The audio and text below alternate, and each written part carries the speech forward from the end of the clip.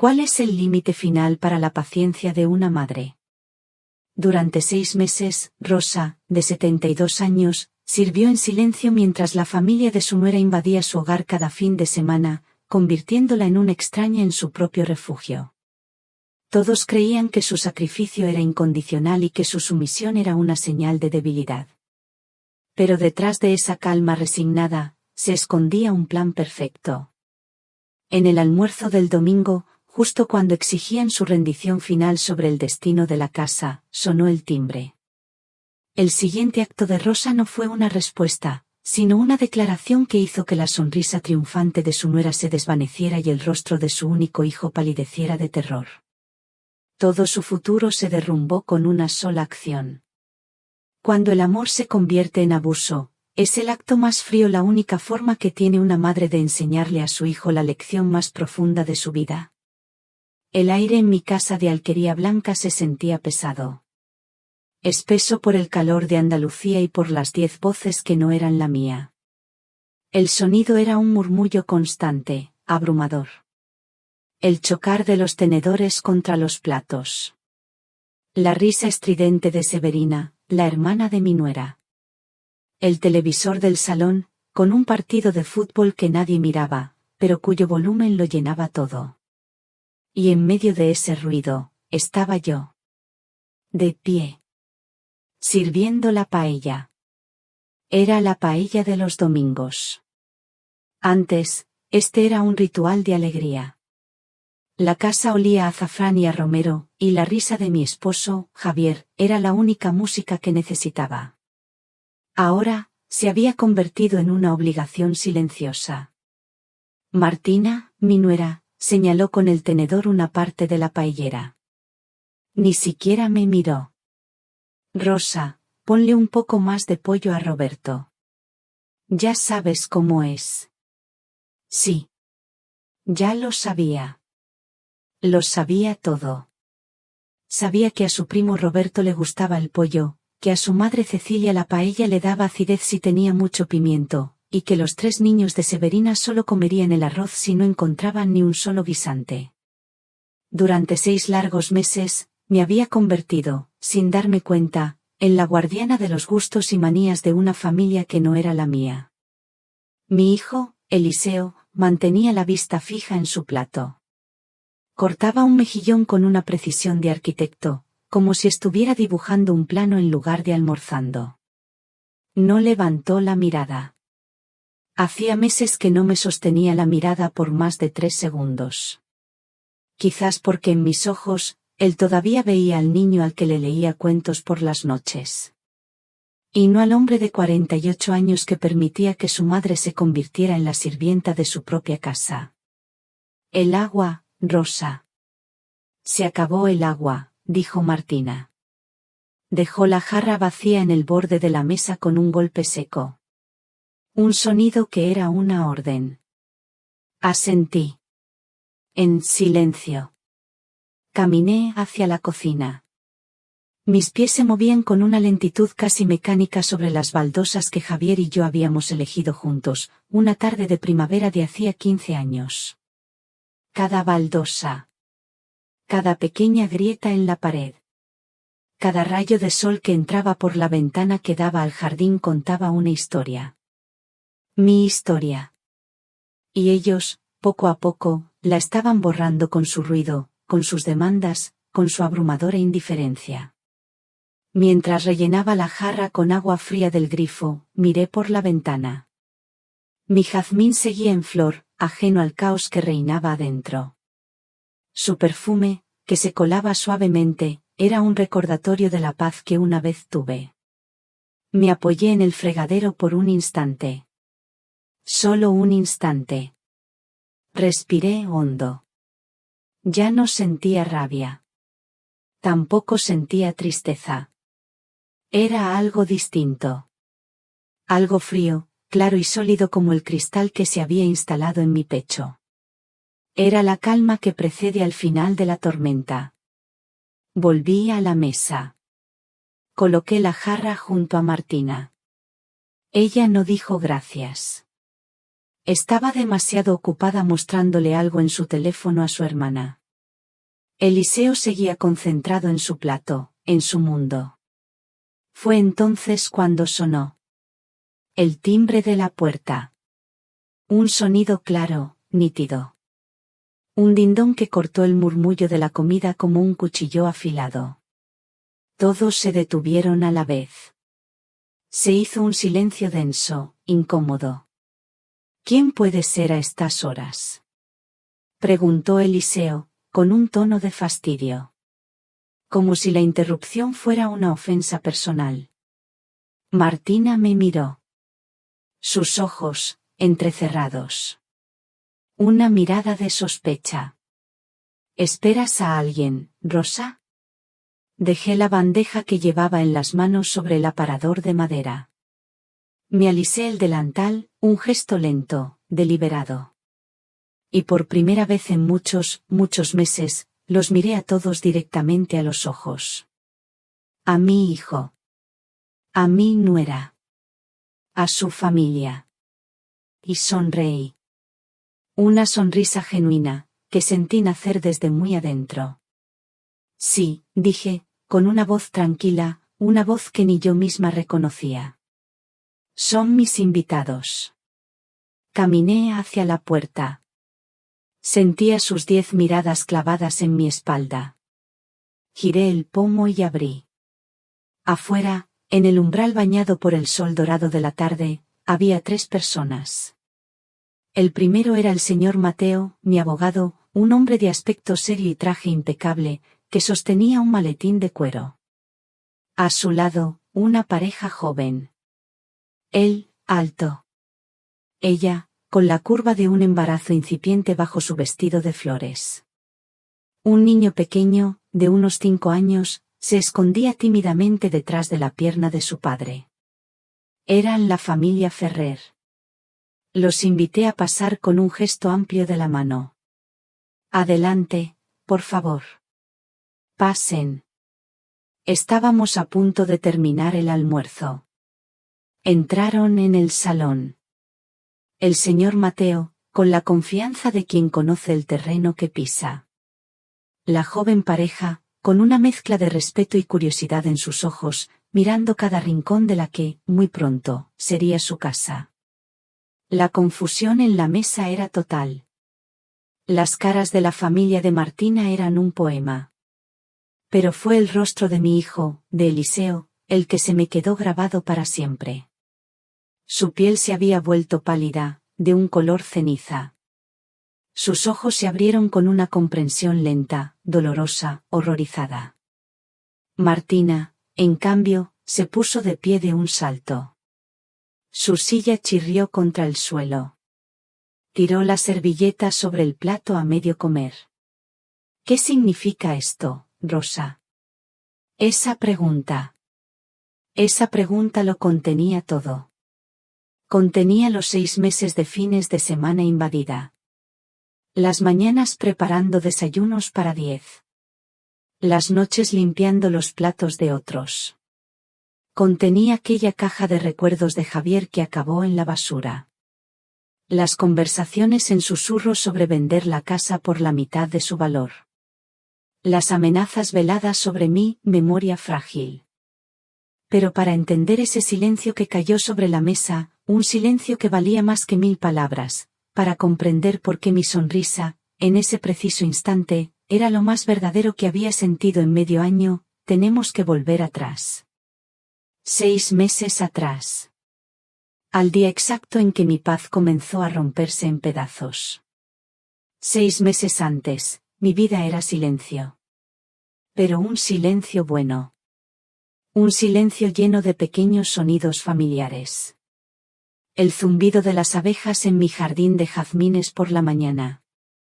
El murmullo de las hojas del limonero cuando soplaba el viento de poniente. El crujido de las páginas de un libro viejo, sentada en el sillón de orejas de Javier. Su sillón. Hacía ya 3 años que Javier se había ido, pero su presencia seguía en cada rincón. En el peso de la manta que dejaba sobre el sofá, en el olor a tabaco de pipa que a veces creía percibir cerca de su estudio. Mi soledad no era vacía. Estaba habitada por su recuerdo. Mis días tenían un ritmo.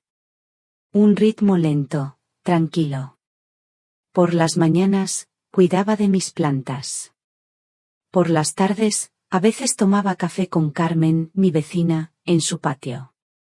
Hablábamos de nuestras cosas, de la vida, de lo rápido que crecen los nietos. La mía, Sofía, ya estaba en la universidad en Madrid. La vida era simple. Y yo era feliz en esa simplicidad. Hasta aquella llamada. Era un martes por la tarde.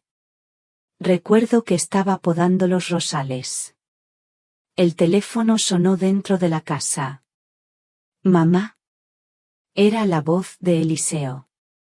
Sonaba apurada, tensa. Hola, hijo. ¿Pasa algo? Sí, bueno, un problema. Ha reventado una tubería en el piso de arriba. Nuestro apartamento está inundado. Un desastre. Sentí una punzada de preocupación. Pero, ¿estáis bien? ¿Martina está bien? Sí, estamos bien, pero no podemos quedarnos aquí. El seguro tardará, las reparaciones. Mamá, ¿podríamos quedarnos en casa unos días? 3 días, a lo sumo. Solo hasta que encontremos una solución. Mi casa.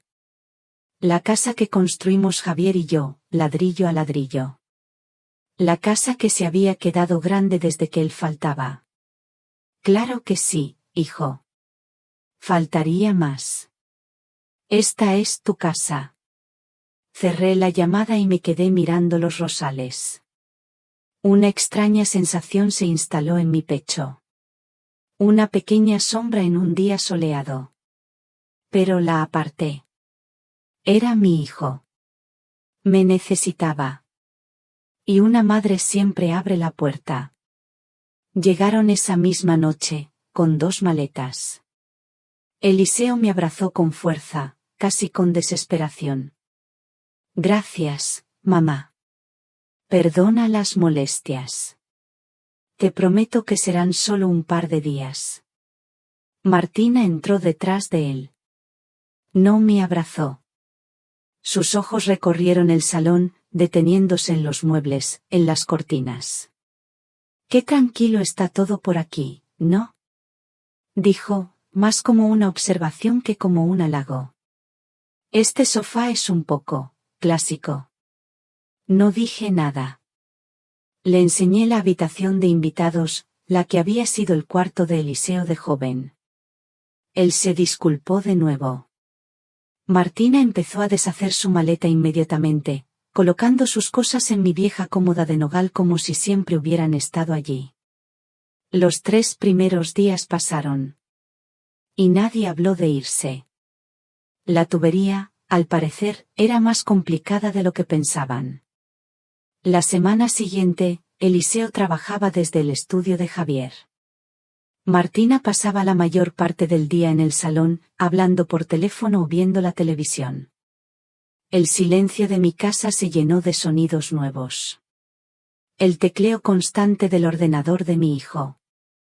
Las risas de los programas que veía mi nuera. Mi ritmo se rompió. Ya no leía por las tardes en el sillón de Javier. Martina siempre estaba allí. ¿Te importa si cambio de canal, Rosa? Decía, ya con el mando en la mano. Este documental es un aburrimiento. El primer fin de semana, ocurrió algo que me descolocó por completo. Estaba preparando un simple guiso para los 3 cuando oí coches aparcando fuera. La puerta se abrió sin que nadie llamara al timbre. Eran los padres de Martina, su hermana Severina con sus 3 hijos, y su primo Roberto. Entraron como si aquella fuera la casa de veraneo de la familia. ¡Sorpresa!, gritó Martina, encantada. Les dije que vinieran a pasar el día. Así no estás tan sola, Rosa. No estaba sola. De repente, mi casa estaba llena de gritos de niños, de conversaciones cruzadas, de gente entrando y saliendo de la cocina para coger cosas de la nevera. Tuve que improvisar una comida para 10. Nadie se ofreció a ayudar. Y luego, ocurrió el incidente del frasco de crema. Era una crema facial cara. Un regalo que me había hecho mi nieta Sofía por mi cumpleaños. La usaba solo en ocasiones especiales. Una mañana, entré en el baño y vi el frasco sobre el lavabo, casi vacío. Sabía que yo no había sido. Solo había una persona que podía haberlo hecho. Esa tarde, me acerqué a Martina. Con toda la delicadeza que pude. Martina, cariño. La crema de la cara que estaba en el baño, ¿la has usado tú? Ella levantó la vista de su revista, sin un ápice de vergüenza. Se rió. Ah, sí. Es buenísima. Se me había acabado la mía. Hice una pausa. Es que, era un regalo muy especial para mí. Martina volvió a reír, como si le estuviera contando un chiste. Ay, Rosa, por favor. Pensé que ya no la usabas.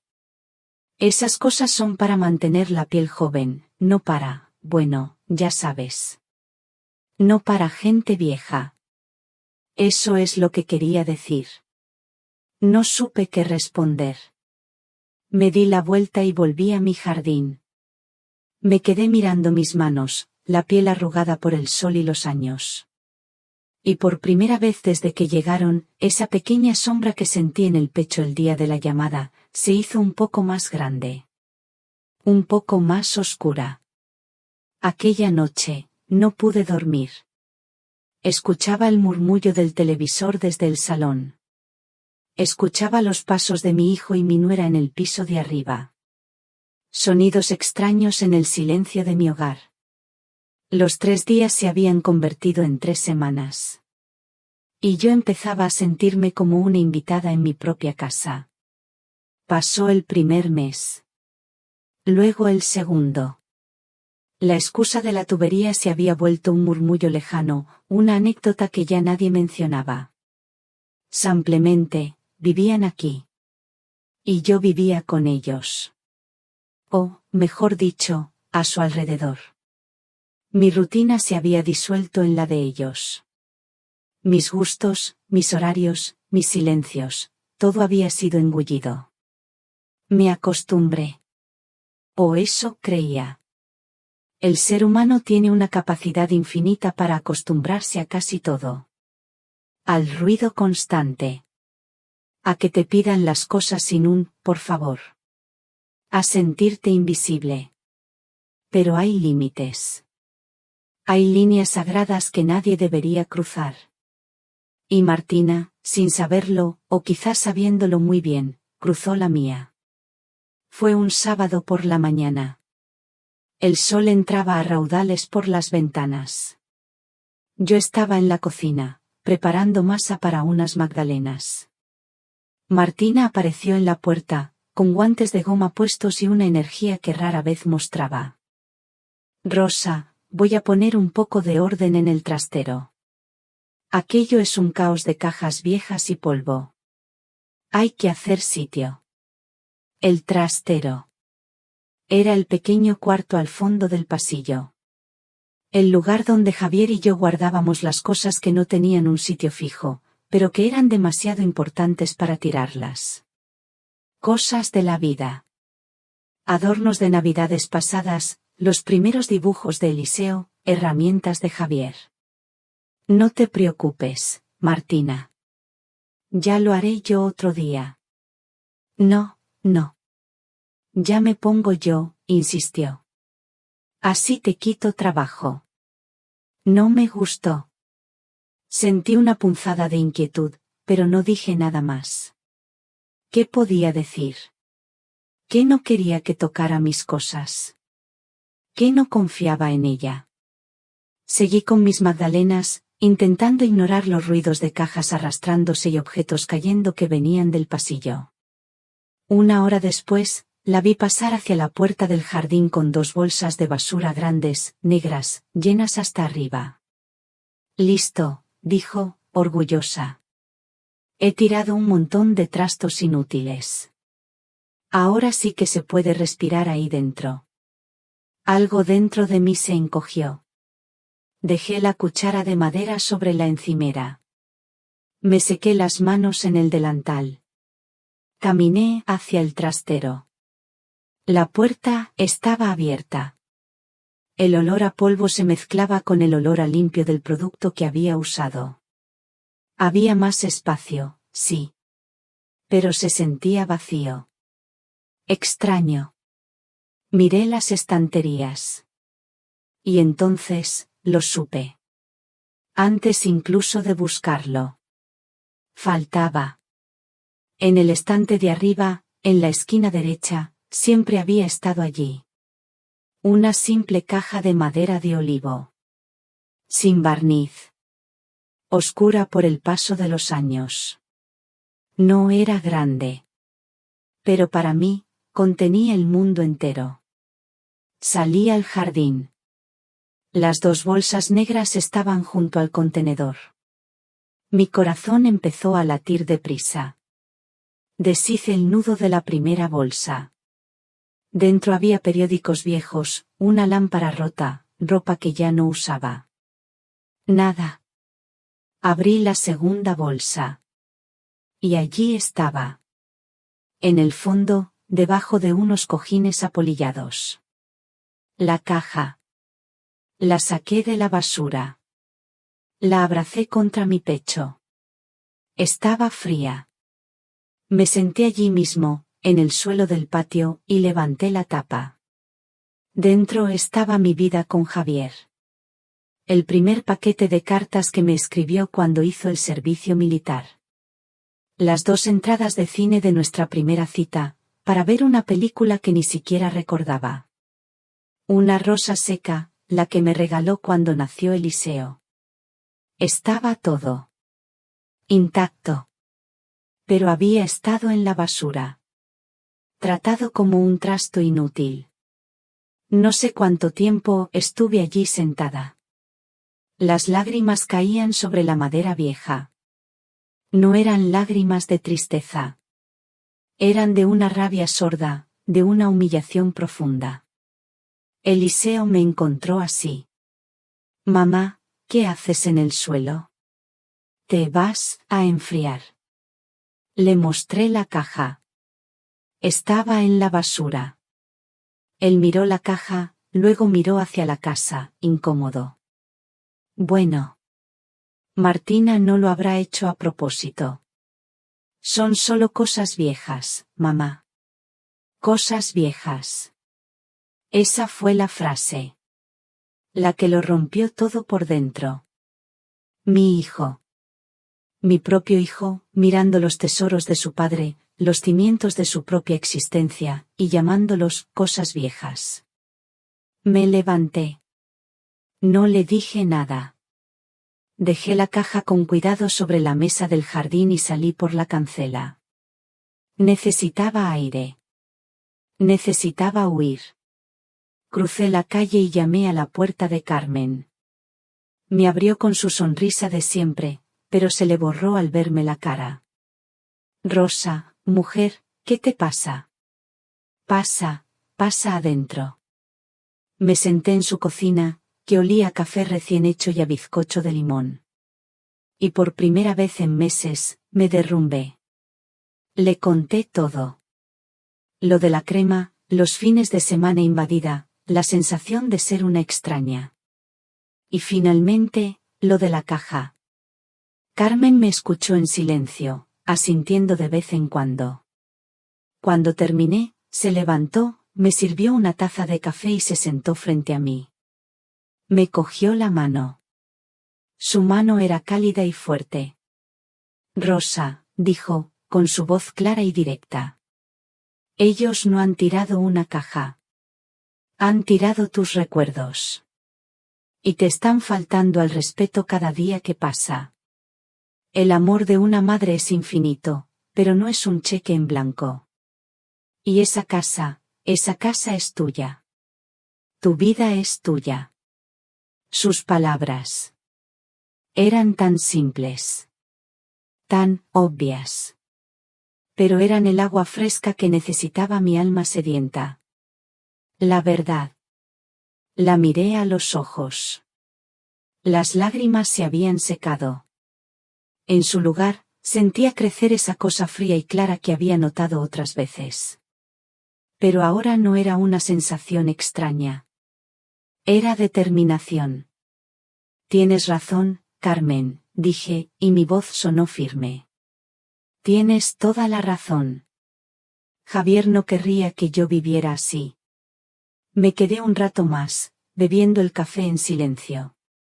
Pero ya no era un silencio de derrota. Era el silencio en el que se forjan los planes. A veces, una amiga puede ver la fuerza que hay dentro de ti mucho mejor que tú misma. ¿Han tenido alguna vez una amiga como mi Carmen? Alguien que, con las palabras justas, les ayudó a tomar una decisión que lo cambió todo. Me encantaría leer sus historias. Si se animan, pueden compartirla en los comentarios de abajo.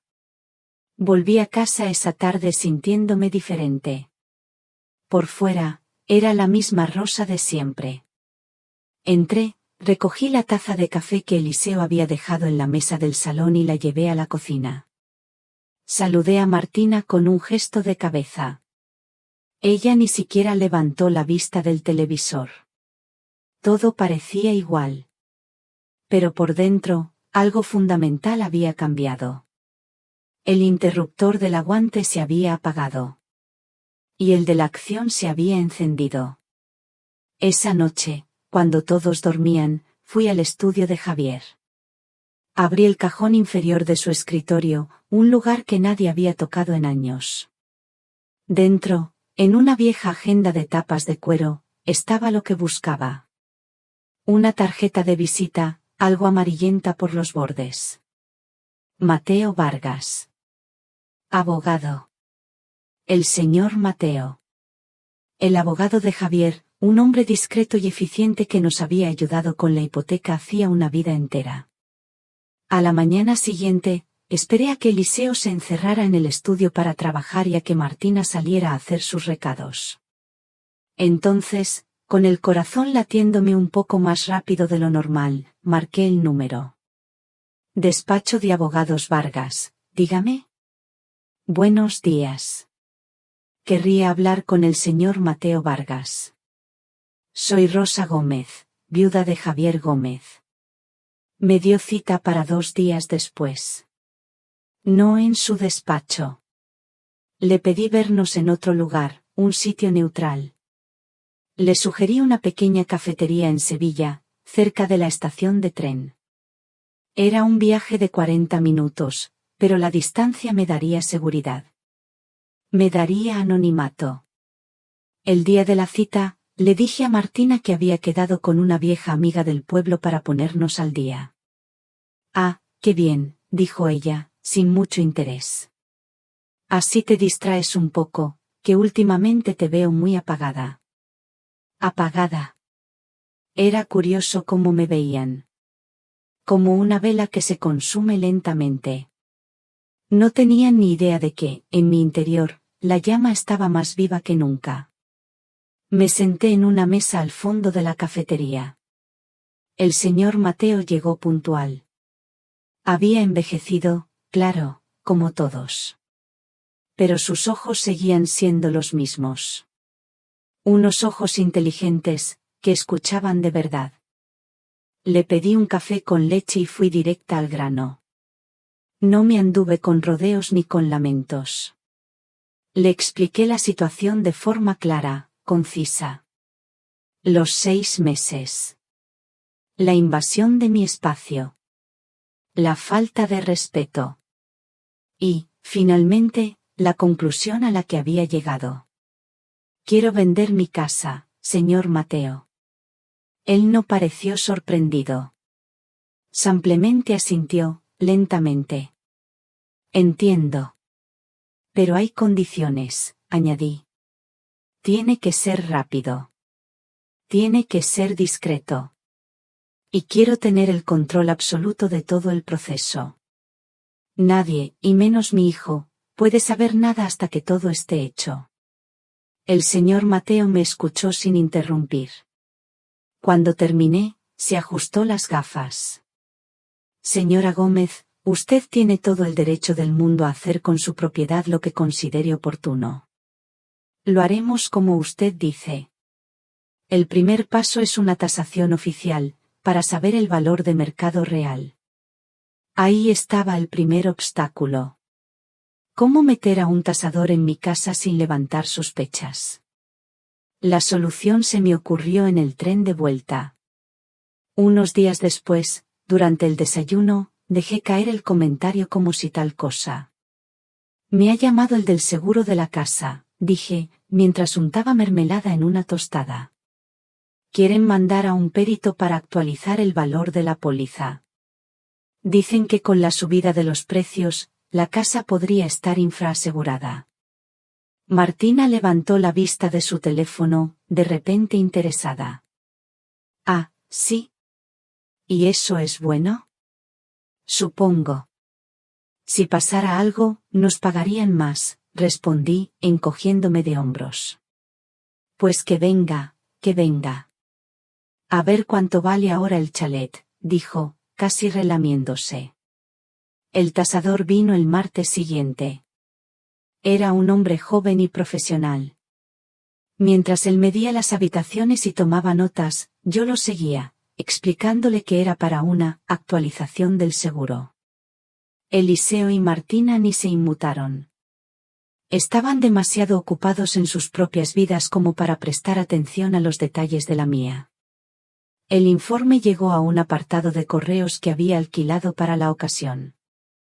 El valor era incluso superior a lo que yo pensaba. Mi casa. Mi refugio. También era mi mayor activo. Mi pasaporte a la libertad.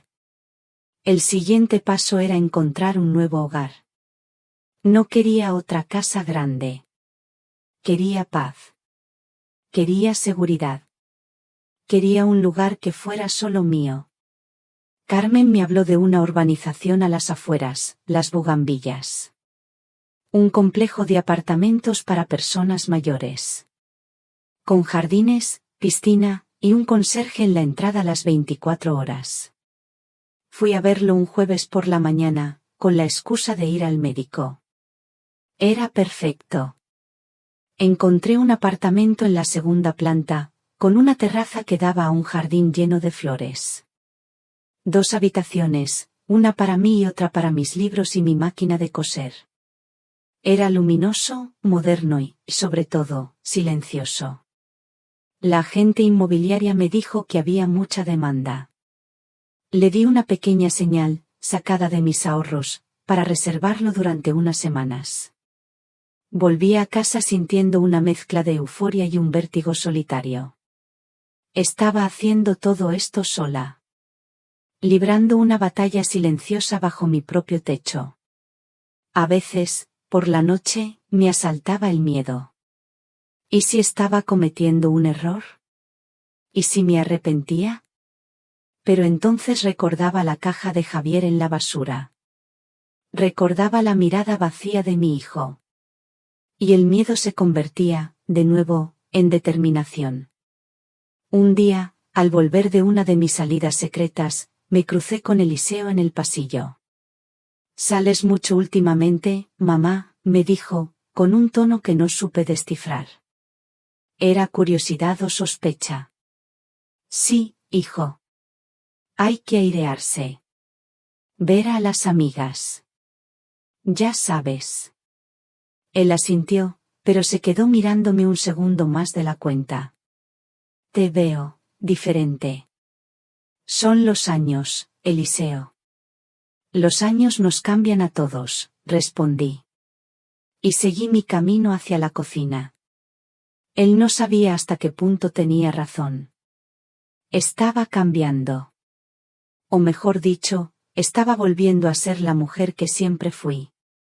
La que había olvidado que existía. El otoño empezó a teñir de ocre las hojas del jardín. Mi plan secreto avanzaba, silencioso y metódico, como las raíces de un árbol viejo. El señor Mateo ya había encontrado a unos posibles compradores, una familia joven que buscaba exactamente una casa como la mía. Todo marchaba según lo previsto. Pero entonces, ellos hicieron su movimiento. Supongo que sintieron el cambio en mí. Mi distancia. Mi cortesía, que se había vuelto un escudo impenetrable. Debieron pensar que me estaba escapando de su control, y decidieron que era el momento de actuar. Fue un miércoles por la tarde. El cielo estaba gris, amenazaba lluvia. Yo estaba en la cocina, preparando un caldo. Entraron los dos juntos. Eliseo, con el rostro serio. Martina, con una carpeta de plástico bajo el brazo. Mamá, ¿podemos hablar contigo un momento?, dijo Eliseo. Su voz era grave, ensayada. Apagué el fuego. Me sequé las manos en el delantal. Sabía que este momento llegaría. Claro, hijo. Sentaos. Nos sentamos a la mesa de la cocina. La misma mesa donde le había ayudado a hacer los deberes de pequeño. La misma mesa donde habíamos celebrado tantos cumpleaños. Eliseo carraspeó, incómodo. Bueno. Martina y yo hemos estado pensando mucho en el futuro. En tu futuro. Martina tomó la palabra, impaciente. Siempre era ella la que llevaba las riendas. Rosa, seamos sinceros. Esta casa es demasiado grande para ti. Es un gasto inútil y mucho trabajo. Y nosotros estamos aquí, cuidando de ti, pero esto no puede ser para siempre. Dejé que hablara. Escuché con una calma que me sorprendió a mí misma. Era como ver una obra de teatro cuyo final ya conocía. Abrió la carpeta de plástico y sacó unos papeles. Hemos estado mirando el mercado, continuó. Y hemos pensado en una solución que es buena para todos. Te hacemos una oferta para comprarte la casa. Hizo una pausa dramática. Te ofrecemos 150.000 euros. 150.000. La cifra quedó flotando en el aire de la cocina. Fría y afilada. La tasación oficial, la que yo tenía guardada en mi apartado de correos, decía que su valor real era casi el doble. No dije nada. Solo los miré. Es un precio muy justo, mamá, se apresuró a decir Eliseo, sin atreverse a mirarme a los ojos. Piensa que somos familia. Te ahorras las inmobiliarias, los impuestos.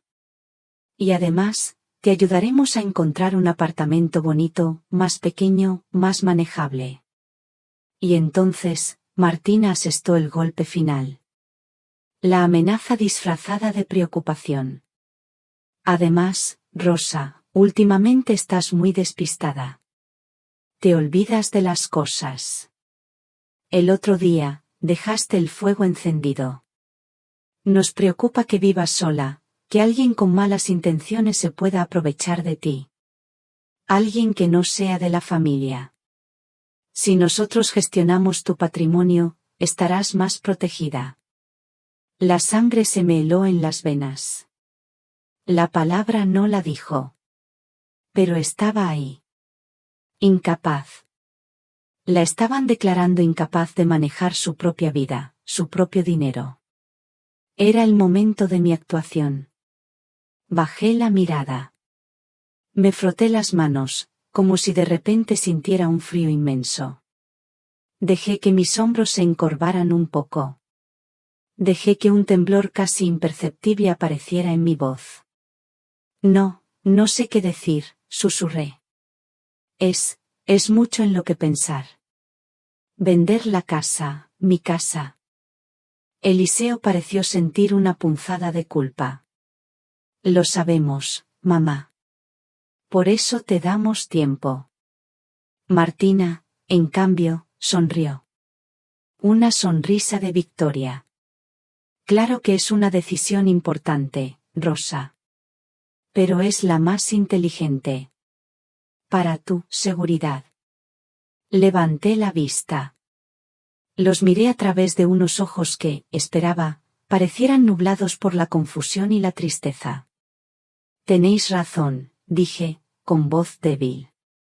Esta casa es muy grande. Y estoy cansada. Pero necesito pensarlo bien. No puedo decidirlo así. Se miraron el uno al otro. Estaban ganando. O eso creían. Está bien, mamá. Piénsalo, dijo Eliseo, con un tono más suave, casi paternal. Entonces, les tendí la trampa. La última pieza de mi plan. Es una decisión de familia. Y debe tomarse en familia, dije, como si la idea se me acabara de ocurrir. ¿Por qué no hacemos una cosa? Dejadme el fin de semana para asimilarlo.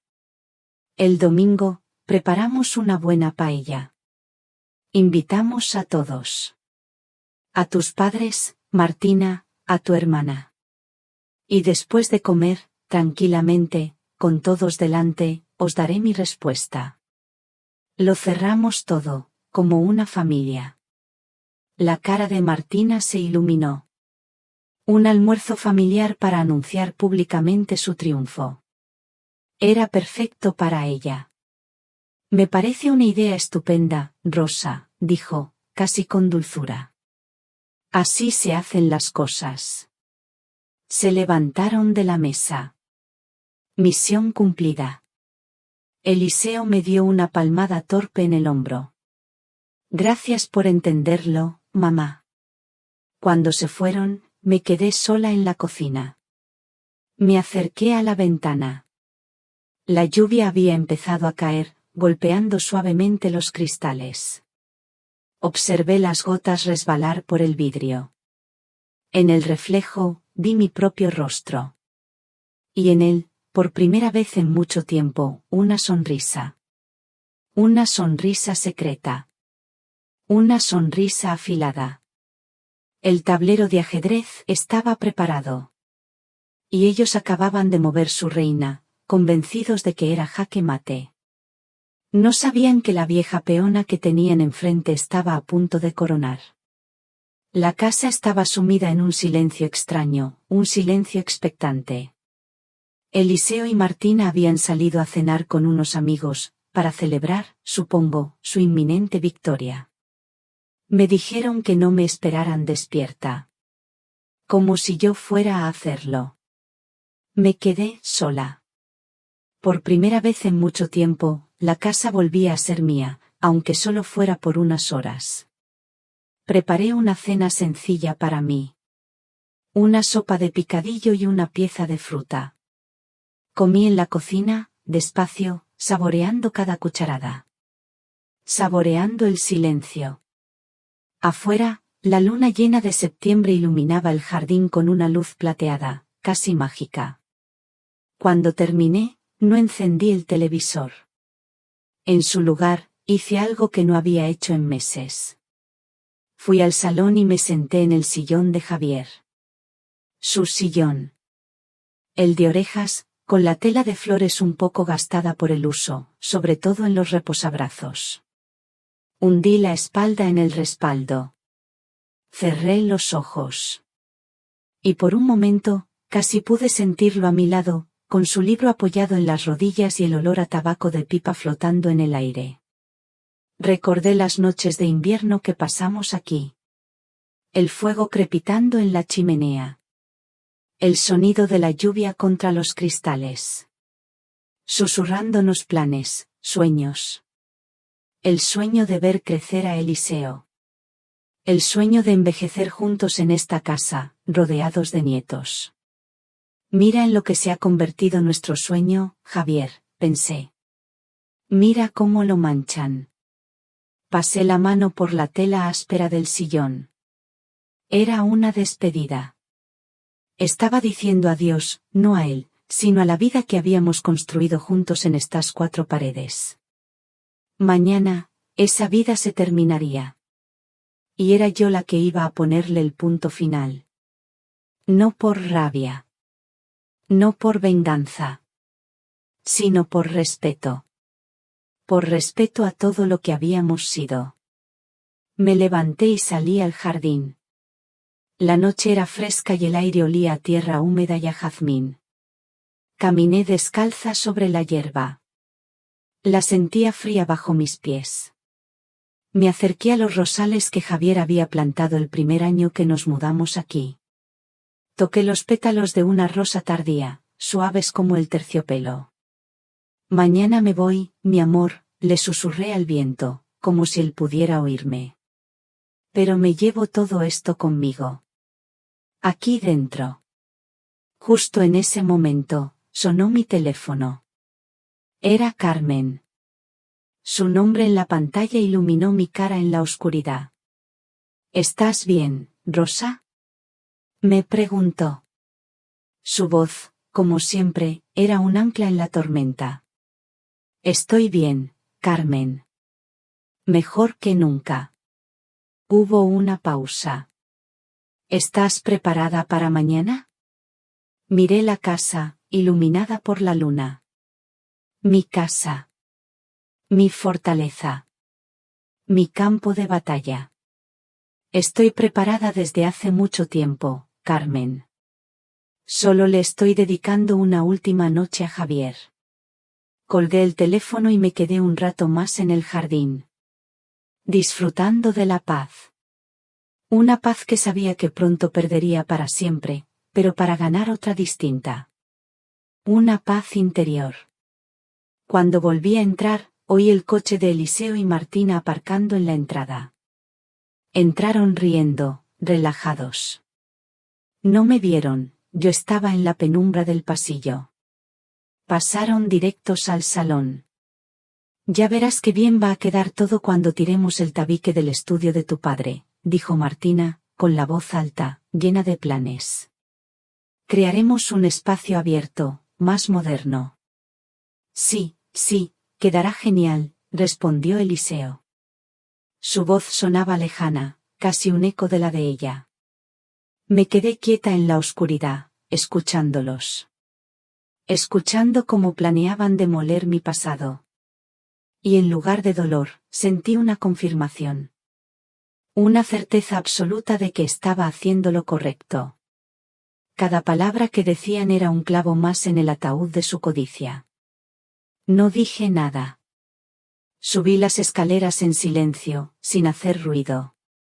Entré en mi dormitorio. Sobre la cómoda, había una fotografía en un marco de plata. Nuestra foto de boda. Javier y yo, tan jóvenes, con toda la vida por delante.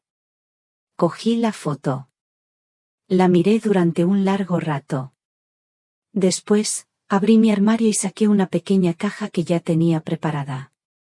Una caja solo para las cosas más importantes. Con mucho cuidado, envolví el marco de plata en un pañuelo de seda y lo coloqué dentro. Cerré la tapa. Perdóname por tener que irme, mi amor, susurré a la fotografía. Pero tengo que hacerlo. Tengo que hacerlo para proteger nuestra dignidad.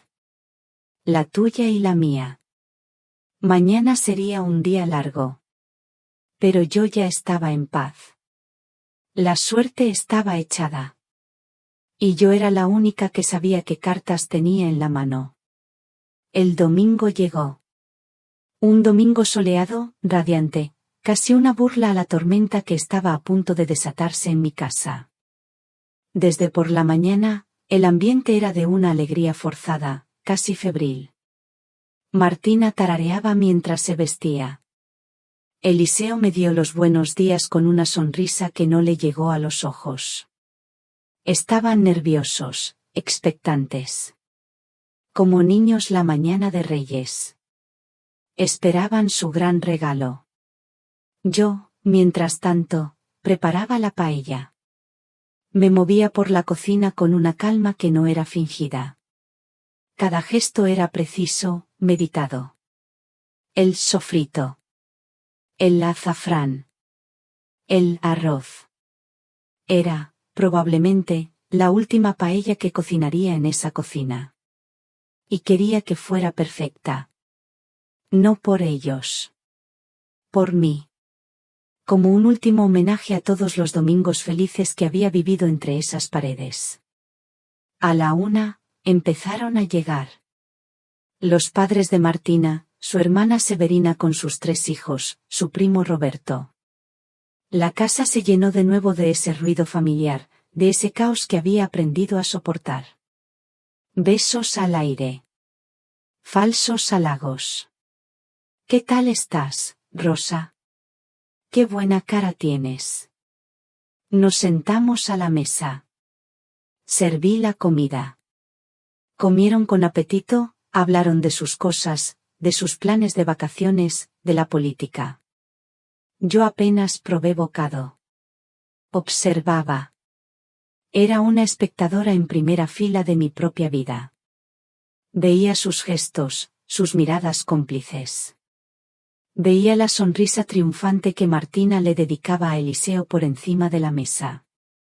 Estaban celebrando la victoria antes de haber ganado la guerra. Cuando los platos quedaron casi vacíos y el vino empezó a hacer efecto, Martina decidió que había llegado el momento. Dejó los cubiertos a un lado, se limpió los labios con la servilleta y carraspeó para llamar la atención. Bueno, familia, dijo, con una voz que pretendía ser solemne. Como sabéis, nos hemos reunido hoy para algo más que para comer esta paella tan rica que ha hecho Rosa. Todos se callaron. Me miraron. Era la acusada en el banquillo. La anciana a punto de recibir su sentencia. Estos últimos días, continuó, dirigiéndose a mí, pero hablando para todos, Eliseo y yo hemos estado hablando con mi madre sobre su futuro. Sobre lo que es mejor para ella. Eliseo asintió, con la mirada baja. No podía mirarme. Y hemos llegado a una decisión muy meditada. Así que, Rosa, supongo que ya tienes una respuesta para nosotros. Espero que hayas tomado la decisión más sabia. Para todos. Sentí el peso de 10 pares de ojos sobre mí. Esperaban mi rendición. Sí. Mi firma en su contrato de 150.000 euros. Fue entonces cuando sonó. El timbre. Dindón. Un sonido claro, nítido, que cortó el aire denso del comedor. Justo a las 3, en punto. Tal y como habíamos acordado. Eliseo frunció el ceño. ¿Quién puede ser ahora? Yo me levanté de la silla. Despacio. Me alisé el vestido. Deben de ser ellos, dije, con una voz serena. Caminé hacia la puerta. Sentí la confusión crecer a mis espaldas. Abrí.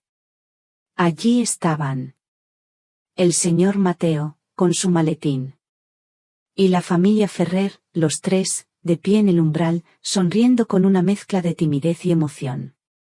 Adelante, por favor, les dije. Pasen. Los conduje al comedor. La escena era un cuadro. 10 rostros que pasaron de la expectación a la incredulidad absoluta en un segundo. Me coloqué en la cabecera de la mesa. En mi sitio. Y hablé. Mi voz no tembló. Familia, os presento al señor Mateo Vargas, mi abogado. Y a la familia Ferrer. Hice una pausa. La pausa más importante de mi vida. Los nuevos propietarios de esta casa. El silencio que siguió fue tan profundo, tan absoluto, que casi se podía oír. Un silencio de shock. Martina fue la primera en reaccionar. Se puso en pie de un golpe, con el rostro desencajado. ¿Qué estás diciendo? Gritó. ¿Te has vuelto loca? El señor Mateo, con una calma profesional, dio un paso al frente. Abrió su maletín y sacó un documento. Señora, dijo, dirigiéndose a Martina, me temo que no hay ninguna locura. Todos los procedimientos se han completado de forma legal. La señora Gómez, en pleno uso de sus facultades mentales, ha vendido esta propiedad. La escritura se firmó ayer. Martina lo miró como si le estuviera hablando en otro idioma. Se giró hacia mí. No puedes hacernos esto. Teníamos un acuerdo. Te hicimos una oferta. La joven señora Ferrer, visiblemente incómoda, se acercó un poco. Disculpen, lamentamos mucho si hay algún malentendido, dijo con una voz suave. La señora Gómez ha sido muy amable. Incluso nos ha dicho que podíamos darles a ustedes un tiempo prudencial para que recojan sus pertenencias. Esa fue la gota que colmó el vaso. Sus pertenencias. Como si fuéramos ocupas. Esto es una estafa. Chilló Martina, perdiendo el control. Esta mujer no está bien de la cabeza. La vamos a incapacitar. El señor Mateo ni se inmutó. Le aconsejaría que midiera sus palabras, señora. Tenemos informes que acreditan la perfecta lucidez de mi clienta. Intentar un proceso de incapacitación sin fundamento podría tener consecuencias legales muy serias para ustedes. Eliseo no decía nada. Estaba blanco como el papel, hundido en su silla, mirando el mantel como si en él pudiera encontrar una explicación a todo aquello.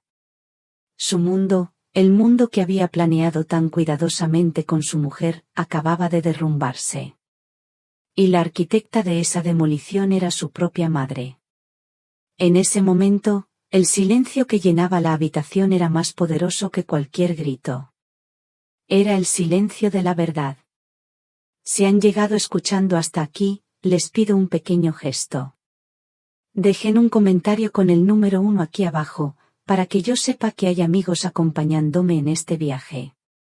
Su presencia es el mayor aliento para que yo pueda contarles el final de esta historia. El señor Mateo y la familia Ferrer se marcharon con la misma discreción con la que habían llegado. La familia de Martina, después de unos momentos de balbuceos y miradas de desconcierto, recogió sus cosas y se fue sin despedirse. Como ratas que abandonan un barco que se hunde. De repente, el silencio volvió a la casa. Un silencio espeso, cargado de palabras no dichas. Nos quedamos los tres. Yo, de pie, junto a la ventana del jardín. Martina, sentada a la mesa, con el rostro contraído por la furia. Y Eliseo. Mi hijo. Hundido en la silla, con la cabeza entre las manos. Parecía 10 años más viejo. Fue él quien rompió el silencio. Levantó la cabeza. Sus ojos estaban rojos. Me miró, y por primera vez en meses, me vio de verdad. ¿Por qué? Susurró. Su voz era un hilo roto. ¿Por qué, mamá? ¿Por qué no hablaste conmigo? Me giré para mirarlo. No había ira en mí. Solo un cansancio profundo. Un cansancio de décadas. ¿Hablar contigo, Eliseo? Dije, y mi voz sonaba tranquila, casi lejana. ¿Cuándo dejaste de escucharme para que yo pudiera hablar? Él no respondió. Hace mucho tiempo que dejaste de escuchar, hijo. Tú y tu mujer. Dejasteis de verme a mí, a vuestra madre. Empezasteis a ver otra cosa. Una anciana a la que había que gestionar. Una casa que había que poseer. Un recurso del que disponer. Caminé lentamente hasta la mesa y me senté frente a él. ¿Sabes cuándo me di cuenta? No fue el día que llegasteis. Fue el día que llamaste a la caja de tu padre, cosas viejas. En ese momento, Entendí que ya no veías el valor de las cosas que no tenían un precio. Y yo, para vosotros, ya no tenía valor. Solo tenía un precio. 150.000 euros. Eliseo se encogió, como si mis palabras fueran golpes físicos. Eso no es verdad. Saltó Martina, a la defensiva. Lo hacíamos por tu bien. Para protegerte. La miré. Por primera vez, sin miedo. Sin sumisión. No, Martina. No me confundas. Proteger a alguien es abrazarlo. No ponerle precio a su casa a sus espaldas. Proteger a alguien es preguntarle qué necesita. No decidir por él lo que le conviene. Vosotros no queríais protegerme. Queríais controlarme. Volví a mirar a mi hijo. El amor, Eliseo, el verdadero amor de un hijo a una madre, no consiste en hacerle un sitio en tu vida. Consiste en respetar el sitio que ella ya tiene en la suya. Y vosotros no solo no respetasteis mi sitio. Intentasteis arrebatármelo. Las lágrimas empezaron a resbalar por las mejillas de mi hijo. Lágrimas silenciosas, de vergüenza. De una comprensión tardía y dolorosa. Mi acción de hoy, continué, con la voz más suave, pero igual de firme, no ha sido para castigaros. No soy un juez. Soy una madre. Mi acción de hoy ha sido para liberarme. Para salvar lo poco que quedaba de mi dignidad. Para poder mirarme al espejo y seguir reconociendo a la mujer que Javier amó. Martina intentó hablar de nuevo, algo sobre derechos, sobre la familia. Pero Eliseo levantó la mano, sin mirarla. Cállate, Martina, dijo, con una voz hueca, agotada. Cállate. Ya basta. Fue la primera vez que le oí plantarle cara. Pero era demasiado tarde. El daño ya estaba hecho. Me levanté de la silla. La conversación había terminado. Todo lo que tenía que decirse, ya estaba dicho. Me dirigí hacia el pasillo. Tenéis 24 horas para recoger vuestras cosas, dije, sin volver la cabeza. Mañana, a estas horas, los señores Ferrer vendrán con las llaves. A partir de entonces, esta será su casa. Caminé hacia mi habitación. Al cerrar la puerta, oí un sollozo ahogado. Era de Eliseo. Me senté en el borde de mi cama. No me sentía victoriosa. No me sentía feliz. Solo sentía una inmensa, abrumadora y triste paz. La paz de haber hecho lo correcto. La paz de haber elegido, por primera vez en mucho tiempo, cuidarme a mí. Mi primera mañana en las bugambillas, me desperté con el sonido de los pájaros. No con el ruido de un televisor ni con el portazo de un baño. Pájaros. Hacía tanto tiempo que no me despertaba así, que por un momento no supe dónde estaba. Abrí los ojos. La luz del sol entraba a raudales por la ventana, una luz limpia, sin filtros. Estaba en mi nuevo dormitorio. Un dormitorio más pequeño, sí, pero lleno de mis cosas. Mis libros. Mi máquina de coser en un rincón. La fotografía de mi boda con Javier sobre la mesita de noche.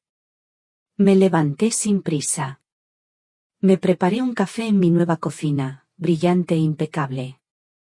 Salí a la pequeña terraza. Debajo, un jardín comunitario inmenso, perfectamente cuidado, estallaba en colores. Bugambillas fucsias, geranios rojos, el verde intenso del césped. Vi a un par de señoras paseando, charlando animadamente. Un hombre leía el periódico en un banco, al sol. Apoyé los codos en la barandilla y di un sorbo a mi café. El aire era fresco. Y por primera vez en 6 meses, sentí que podía respirar hondo. llenar mis pulmones por completo. Era el aire de la libertad. Los primeros días fueron de redescubrimiento. Redescubrir el placer de decidir qué comer solo para mí. Comprar un trozo de merluza en lugar de 2 kilos de pollo. Redescubrir el placer de leer un libro durante 3 horas seguidas, sin interrupciones. Redescubrir el silencio. Poco a poco, empecé a conocer a mis vecinos. En el ascensor. En los jardines. En la pequeña cafetería del complejo. Descubrí que no estaba sola en mi historia. Había muchas mujeres como yo. Viudas, divorciadas, mujeres que habían criado a sus hijos y que ahora, por una razón u otra, habían elegido vivir su propia vida, bajo sus propias reglas. Una tarde, vi un cartel en el tablón de anuncios. Taller de pintura en cerámica. Martes y jueves.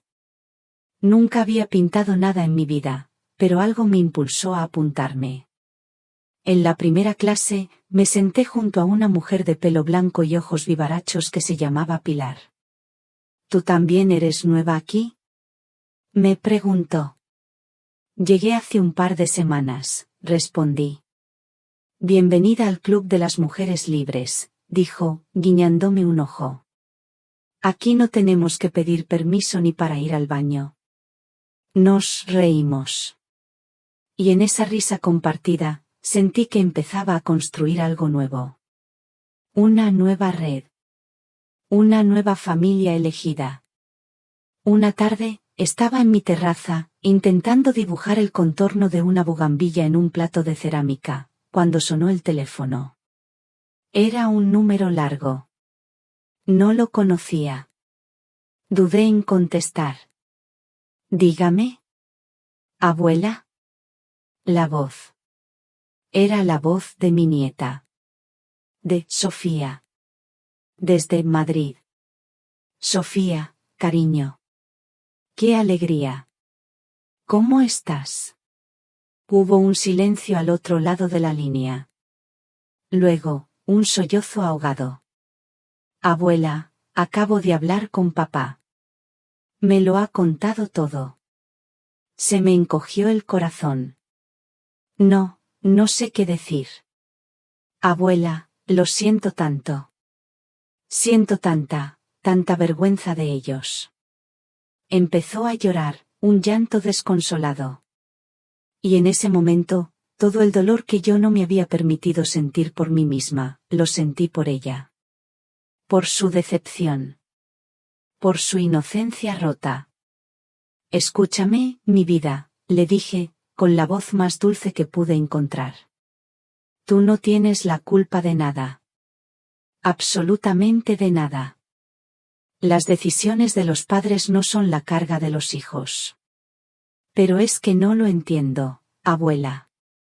¿Cómo han podido hacerte eso? ¿Cómo? La gente a veces se pierde, Sofía. Se olvidan de lo que es importante. Pero eso no tiene nada que ver contigo. Ni con el amor que yo te tengo. Hablamos un buen rato. Le conté cómo era mi nuevo apartamento. Le hablé de mis clases de cerámica, de mi nueva amiga Pilar. Poco a poco, su llanto se fue calmando. ¿Estás bien de verdad, abuela?, me preguntó al final. Estoy muy bien, cariño. Estoy tranquila. Estoy en paz. ¿Puedo ir a verte en Navidad? Claro que sí, mi amor. Tu sitio aquí lo tienes siempre. Cuando colgamos, me quedé mirando el plato que tenía a medio pintar. La línea que había dibujado era temblorosa. Pero ya no importaba. Aquella llamada había sido una curación. Una pieza que no sabía que me faltaba. Me demostró que, a pesar de la codicia y el egoísmo, el verdadero afecto había sobrevivido. Como una flor resistente que se abre paso entre las grietas del asfalto. El hilo que me unía a mi familia no se había roto del todo. Simplemente, se había hecho más fino, más selectivo. Y ahora, solo lo sostendría por el extremo que estaba limpio. El que estaba lleno de verdad. Han pasado 6 meses desde que me mudé a las Bugambillas. 6 meses de amaneceres tranquilos, de cafés en la terraza, de risas con mis nuevas amigas. Mi vida ha encontrado un nuevo ritmo. Un ritmo que marco yo. Mi apartamento ya no parece nuevo. Está lleno de vida. Mis platos de cerámica, imperfectos pero míos, decoran las paredes. Mis libros se amontonan junto al sillón. Y mi terraza se ha convertido en un pequeño jardín colgante. Un jardín de macetas.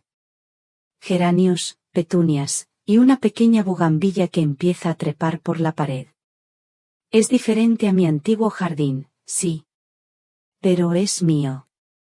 Y cada flor que brota aquí, la siento como una pequeña victoria personal. Hoy, mientras regaba mis geranios, el conserje me ha subido una carta. No era una factura. Era un sobre blanco, de papel bueno. Y la letra, la conocía tan bien como la mía propia. Era la letra de Eliseo. Me senté en mi silla de mimbre, en la terraza, con el sobre en la mano. Dudé un momento antes de abrirlo. Una parte de mí tenía miedo de lo que pudiera encontrar dentro. Excusas. Reclamos. Más dolor. Pero otra parte, la que ha crecido más fuerte en estos meses, sabía que ya nada podía hacerme el mismo daño. Abrí la carta. Eran 2 hojas, escritas por ambos lados. Su letra, normalmente tan clara y precisa, parecía temblorosa. No era una carta para pedir perdón. No directamente. Era una carta para contarme. Me contaba que vivían en un piso de alquiler, mucho más pequeño. Que Martina había tenido que volver a trabajar. Me contaba que el dinero no les llegaba. Y entonces, llegaba a la parte importante. Me contaba que había empezado a ir a terapia. ¿Qué estaba intentando entender? Entender por qué se había convertido en el hombre que fue. ¿Por qué permitió que la codicia se comiera el respeto? ¿Por qué había olvidado cómo mirar a su propia madre? No te pido que nos perdones, escribía. Quizás no lo merecemos. Solo quería que supieras que cada día pienso en la madre que tuve. La madre a la que no supe valorar. Y que la echo de menos. Doblé la carta y la dejé sobre la mesa. Miré mis macetas. Miré las flores, bebiendo el agua que les daba. El amor de una madre por su hijo nunca desaparece. No se puede arrancar, como una mala hierba. Pero sí puede cambiar de forma. Puede transformarse en algo más sabio, más distante. Un amor que ya no es incondicional, sino que exige una condición para florecer. El respeto. Quizás, algún día, el jardín de nuestra relación pueda volver a tener flores. No lo sé. Pero si ocurre, tendrá que ser plantado de nuevo. Semilla a semilla. Con el abono de la sinceridad y el agua del respeto mutuo. Y esta vez, seré yo quien decida qué flores merecen crecer en mi tierra. He aprendido mucho en este último año. He aprendido que a veces, la mayor prueba de amor propio es saber poner un límite. He aprendido que la soledad elegida es 1000 veces mejor que la compañía que te anula. Y he aprendido que nunca es tarde para empezar de nuevo. Nunca. Si algo de mi historia les ha servido, si algo se llevan de mis palabras, me gustaría que fuera esto. A los padres y madres que me escuchan, nuestro amor es un regalo, no un cheque en blanco. Enseñemos a nuestros hijos a respetar los límites. Porque enseñarles a respetar, es otra forma de enseñarles a querer de verdad. A los hijos e hijas, no esperen a que sus padres se conviertan en un recuerdo para darse cuenta de que eran personas. Personas con sus propios sueños, sus propios miedos, su propia vida. La mayor herencia no está en un testamento. Está en los momentos de cariño y respeto que les regalaron en vida. Y a todos, sin importar la edad, la dignidad no es negociable. Nunca, bajo ninguna circunstancia, permitan que nadie los convierta en un personaje secundario en la historia de su propia vida. Cogí mi regadera. Aún quedaban algunas petunias por beber. El sol de la mañana me calentaba la cara. Y yo, Rosa Gómez, a mis 72 años, me sentía completamente en paz. Y completamente libre. Usero a pandero down to selecta turn, enter to jump to it, and escape to return to the chat. Y aquí, con el sol de la mañana bañando un nuevo jardín, termina la historia de Rosa. ¿Qué piensan de la decisión que tomó? ¿Habrían hecho algo diferente en su lugar? Compartan sus reflexiones en los comentarios. Les aseguro que leo cada una de sus palabras. Si esta historia les ha hecho pensar o sentir, no olviden dejar un me gusta, compartirla con alguien a quien crean que también le pueda llegar al corazón y por supuesto, suscribirse al canal para no perderse los misterios del alma que están por venir. Nos encontramos en la próxima historia. Y quién sabe, la próxima vez, el protagonista podría ser tú.